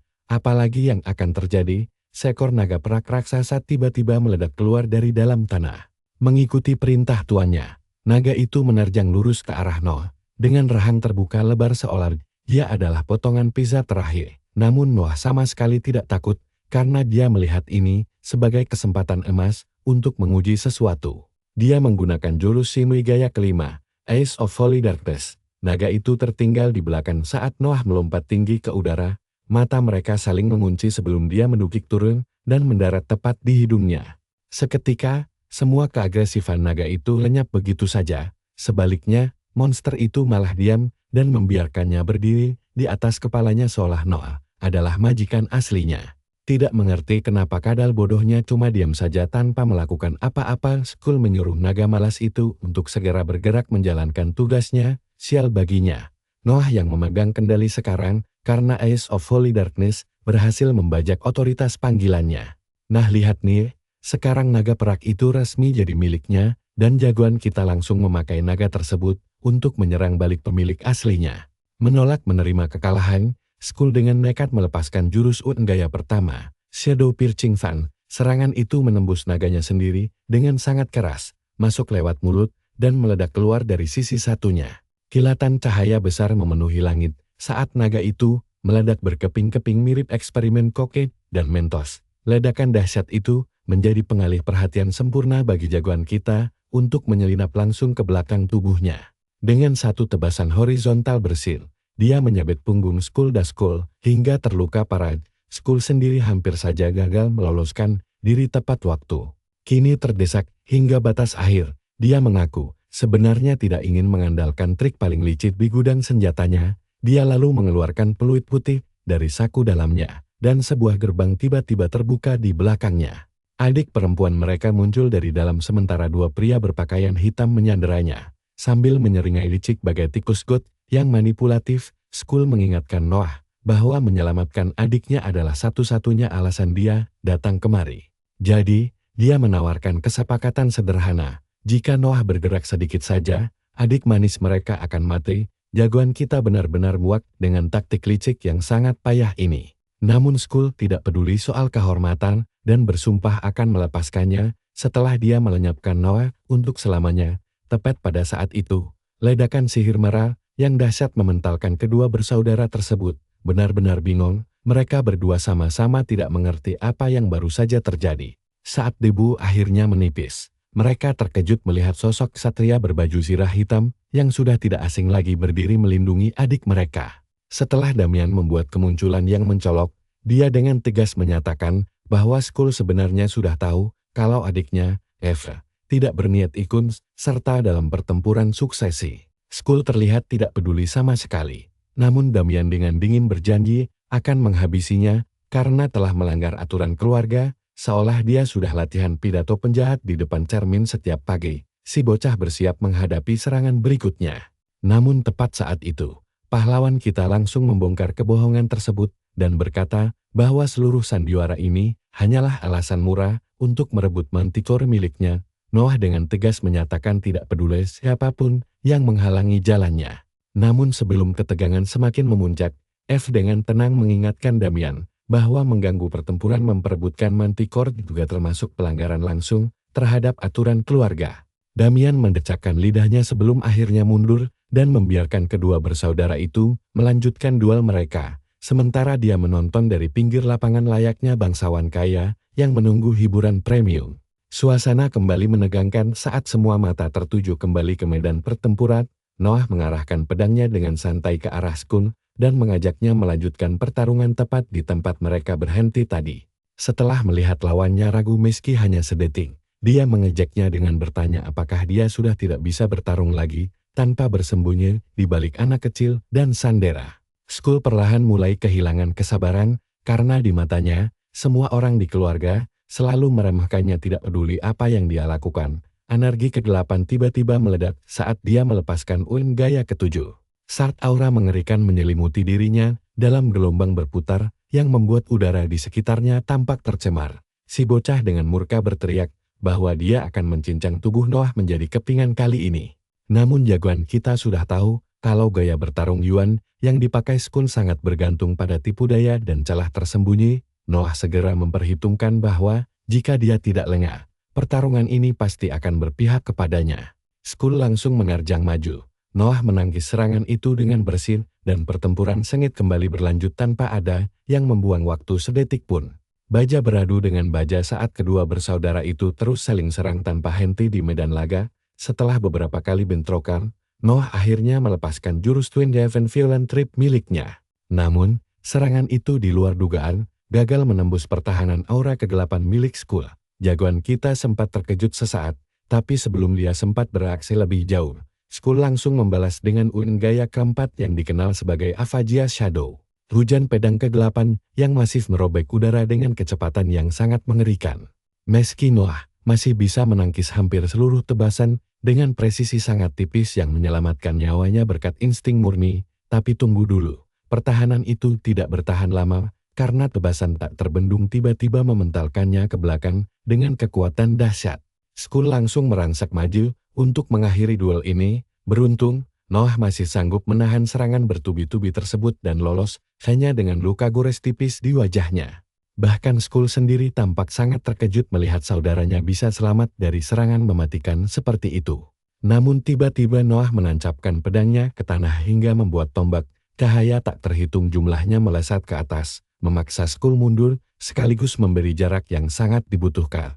Noah menyadari bahwa posisi pertarungannya kini jauh lebih sulit dari perkiraannya. Karena Skull tidak cuma mengandalkan trik bertarung yang penuh tipu daya, tapi juga memiliki pertahanan kokoh yang mampu menyerap serangan langsungnya. Noah dan Skull mempertanyakan mengapa Skull tega menggunakan metode sepengecut ini meski sudah memiliki kekuatan sebesar itu.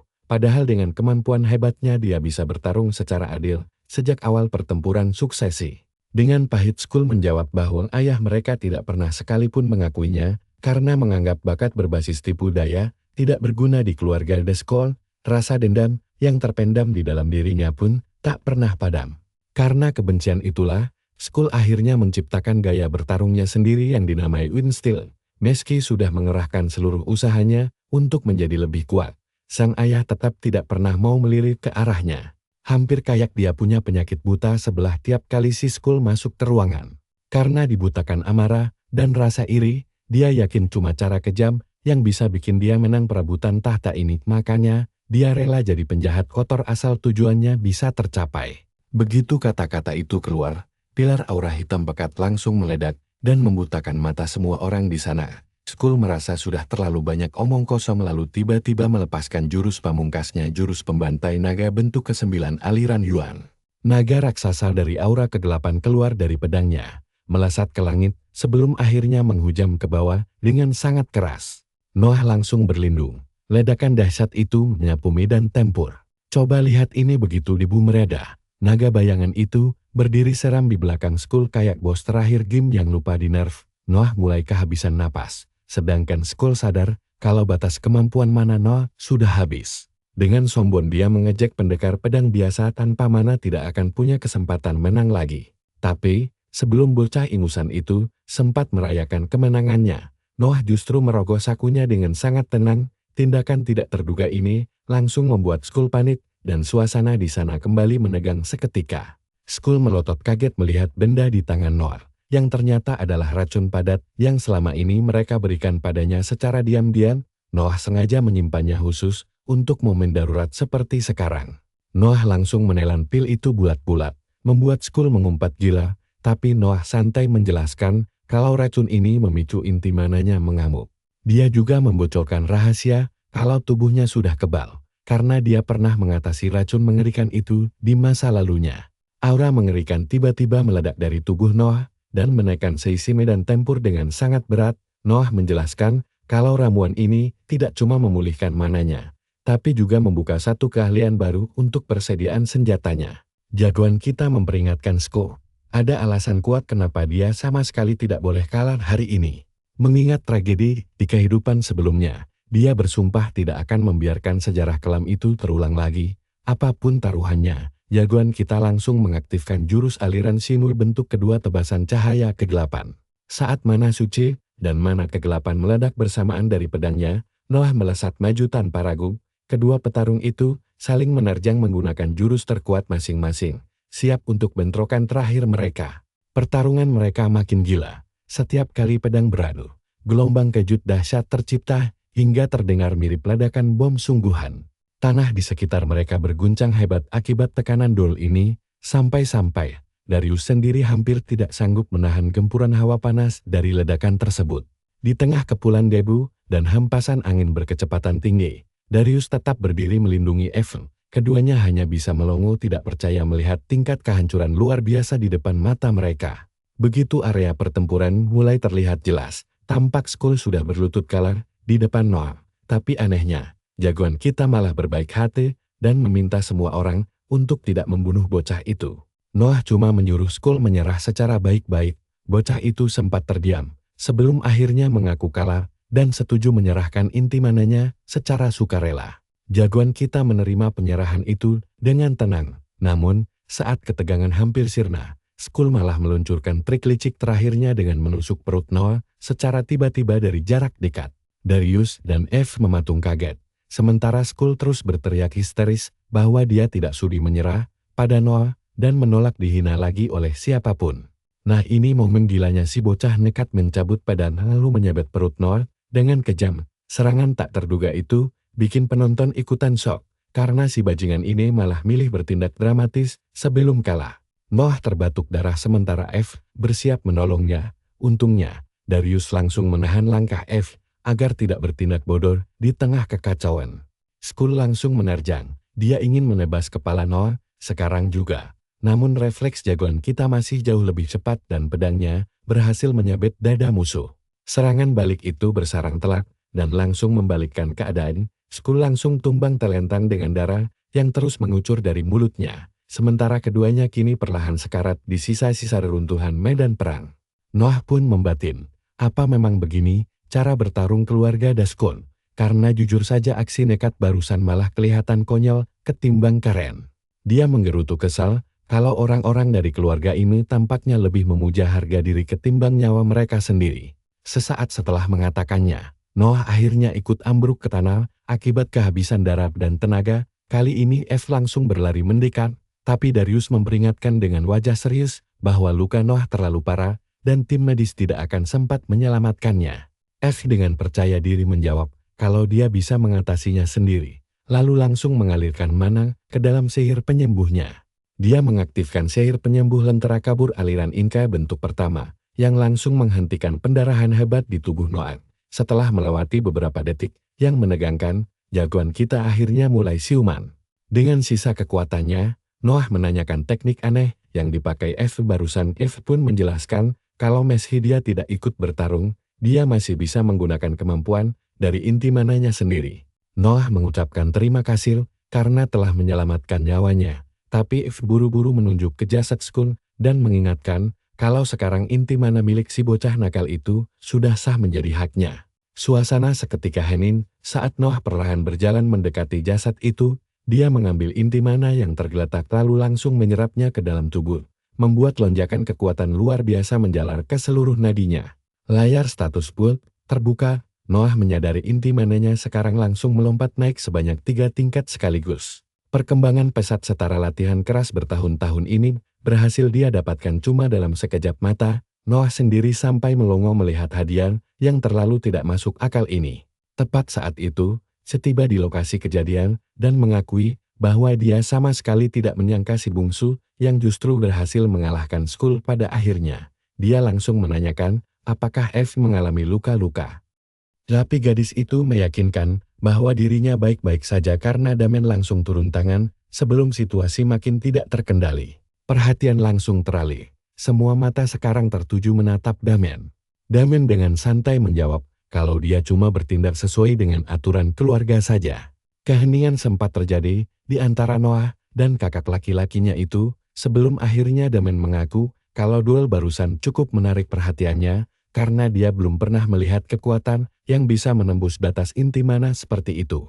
Suasana kembali mencekam saat si sulung mengamati Noah dengan tatapan penuh selidik, seolah dia mulai menganggap adiknya itu sebagai ancaman nyata ketimbang cuma karakter figuran yang numpang lewat.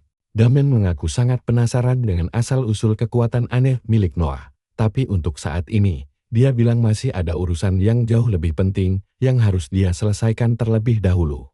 Sebelum obrolan berlanjut, seorang utusan mendadak datang memberitahu Noah kalau sang ayah memanggilnya sekarang juga. Cerita pun berpindah ke istana megah milik Lord Victor, di mana beliau langsung berkata bahwa dirinya sudah mendengar kabar burung soal keberhasilan Noah mengalahkan Skul dan merebut inti mananya. Lord Victor langsung menanyakan kebenaran gosip tersebut, dan Noah dengan sangat tenang membenarkan semua cerita itu tanpa ragu sedikit pun. Setelah mendengar jawaban jujur itu, Victor pun meminta penilaian pribadi Noah tentang seberapa hebat kemampuan tempur Skul yang sebenarnya.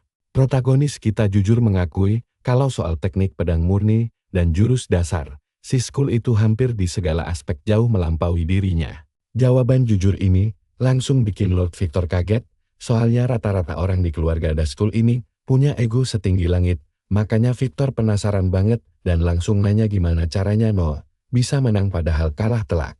Noah cuma menjelaskan kalau ambisinya yang gila akan kekuatan tidak akan membiarkan dia kalah, seberat apapun pertempuran yang harus dia hadapi. Sang ayah kelihatan puas banget dengar jawaban itu. Apalagi si Skul emang selalu bikin onar di keluarga mereka, makanya Victor berniat kasih hadiah besar buat Noah, karena sudah berhasil melenyapkan bocah gila pembuat kekacauan itu untuk selamanya. Lord Victor bahkan menyuruh putranya jangan sungkan-sungkan, minta apa saja bebas, apapun yang dia inginkan sebagai hadiah atas jasanya itu. Bukannya minta harta melimpar atau senjata langka, Noah malah dengan tenang minta izin buat pergi menjalankan misi ke tempat yang sangat spesifik. Permintaan aneh ini jelas bikin Victor tertawa heran, karena tumben banget ada bangsawan yang sama sekali tidak nafsu sama emas, harta karun, atau peralatan legendaris. Noah menjawab kalau misi ini bakal memberikan keuntungan yang jauh lebih berharga daripada semua barang mewah yang bisa diberikan ayahnya. Victor dalam hati membatin, apakah sifat keras kepala ini bagian dari ambisinya mengejar kekuatan, sebelum akhirnya menyetujui izin tersebut dan menanyakan kemana tujuannya. Adegan pun berpindah memperlihatkan Noah yang sedang naik kereta kuda bersama para pelayannya, yang penasaran apakah perjalanan jauh ini adalah hadiah atas kemenangannya kemarin. Noah mengiyakan hal itu, tapi tunggu dulu, dia kesini bukan buat jalan-jalan santai atau sekadar cari hiburan. Dia memberikan dokumen rencana perjalanan ke pelayannya, dan Selena langsung sigap mengambil alih tugas itu. Tepat saat itu juga, Lydia dengan sangat heboh membuka jendela kereta dan berteriak kalau kota tujuan mereka sudah kelihatan di depan sana. Noah akhirnya bisa bernapas lega karena dia telah sampai di kota legendaris hasil kerjasama epik manusia dan naga, kota Dragon Nest yang terkenal, Draconia. Tapi sebelum kereta mereka sempat menyentuh gerbang utama kota Dragon Nest, langkah mereka langsung dihadang dua penjaga dragonite berkuda. Melihat hal itu, Noah keluar dari kereta, dan para penjaga itu langsung mengenalinya sebagai tuan muda Noah dari keluarga Dazgul. Para penjaga dragonite memperkenalkan diri sebagai utusan resmi Draconia yang bertugas buat mengawal tamu kehormatan mereka sampai ke gerbang kota dengan aman. Dan tunggu dulu, mereka kan masih lumayan jauh dari gerbang kota, makanya Noah merasa keanehan ini mencurigakan. Apalagi instingnya mencium ada bahaya besar yang sedang mengintai di sekitar mereka. Meski begitu, dia pura-pura berterima kasih dan menerima tawaran para penjaga itu. Tapi tiba-tiba saja, terdengar suara teriakan musuh yang mengincar kepalanya sembari menjelek-jelekkan nama Dazgul dalam sebuah penyergapan mendadak dari arah belakang. Ternyata gerombolan suku Ogre yang datang, dan tampang mereka kesal banget melihat tuan muda dari keluarga Dazgul ini. Bahkan para ksatria naga pun sempat panik menghadapi serangan tiba-tiba dari monster berotot ini. Noah pun langsung mencabut pedangnya, karena tahu dua naga ijo ini bakal remuk jika bertarung sendiri. Dia teringat informasi kalau suku Ogre ini memang sudah lama terlibat perang wilayah memperebutkan kekuasaan dengan pihak Draconia. Kedua ras ini memang mustahil akur, karena para Ogre sangat terobsesi memperluas kekuasaan mereka dengan cara kekerasan. Sedangkan bangsa naga adalah ras cinta damai yang sangat menjunjung tinggi ketertiban. Dari sudut pandang politik, para penjaga naga menduga Ogre-Ogre ini ingin menyabotas aliansi penting antara Draconia dengan keluarga kuat Dazgul. Noah langsung mengambil alih komando dan menyuruh Lydia serta Selena buat bersembunyi aman di dalam kereta. Di sisi lain, pemimpin Ogre dengan sombongnya meledek kalau bangsa naga ini benar-benar payah karena harus minta bantuan keluarga Dazgul demi bertahan hidup. Raksasa marah bodoh itu bahkan sok baik mau melepaskan Noah asal dia mau nurut dan langsung pulang ke rumahnya. Merasa muak dengan lagak si gorila merah, Noah langsung menodongkan ujung pedangnya tepat ke wajah jelek si raksasa. Noah menawarkan kesepakatan yang sama. Dia boleh pergi pulang dengan kaki utuh asal mau mundur. Sekarang juga ejekan telak ini langsung membuat emosi bos Ogre itu meledak sampai urat-urat di kepalanya menonjol keluar. Raksasa besar itu berteriak murka, "Habis kau." Dia bersumpah bakal meremukkan tubuh kecil Noah sampai jadi abu gosok. Dia langsung menghentakkan kakinya keras-keras ke tanah, menciptakan kepulan debu raksasa yang menghalangi pandangan mata. Tapi Noah tetap tenang, bersiap menebas begitu mendeteksi adanya pergerakan sekecil apapun dari si musuh. Tiba-tiba sepasang tangan raksasa menembus asap tebal dan mencoba memukulnya sampai gepan. Tapi Noah berhasil melompat menghindar di detik-detik terakhir refleks yang sangat tepat. Karena hantaman dahsyat si Ogre itu langsung menghancurkan tanah layaknya ledakan bom. Tak lama kemudian, si Ogre melemparkan bongkahan batu raksasa langsung ke arahnya.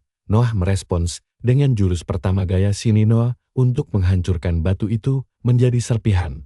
Tapi hal itu membuat pertahanan belakangnya terbuka lebar. Waduh, si gorila merah jelek itu langsung menyeringai lebar. Merasa yakin pukulan telaknya kali ini bakal memecahkan rekor tulang patah terbanyak dalam sejarah. Berbalik di detik terakhir, Noah menahan pukulan itu pakai pedangnya. Sayangnya hal itu kurang membantu, karena kekuatan murni dari serangan tadi sukses mementalkannya secepat peluru sampai menabrak dinding gunung. Hebatnya, dia masih hidup utuh. Tanpa ada satupun tulang yang patah, dia mengakui fisik si Ogre memang sangat mengerikan. Tapi kekuatan kasar saja tidak cukup untuk memenangkan pertarungan, karena kemenangan sejati butuh teknik dan kontrol yang matang. Mendengar teori teknik itu, si Ogre malah mengejek Noah karena bertindak bodoh menyerangnya secara frontal. Si raksasa menarik kepalanya untuk melancarkan pukulan dahsyat lainnya selagi pahlawan kita menyerang dari atas. Noah melakukan manuver lincah di udara buat meloloskan diri, lalu mengayunkan tebasan tajam ke lengan bos Ogre itu.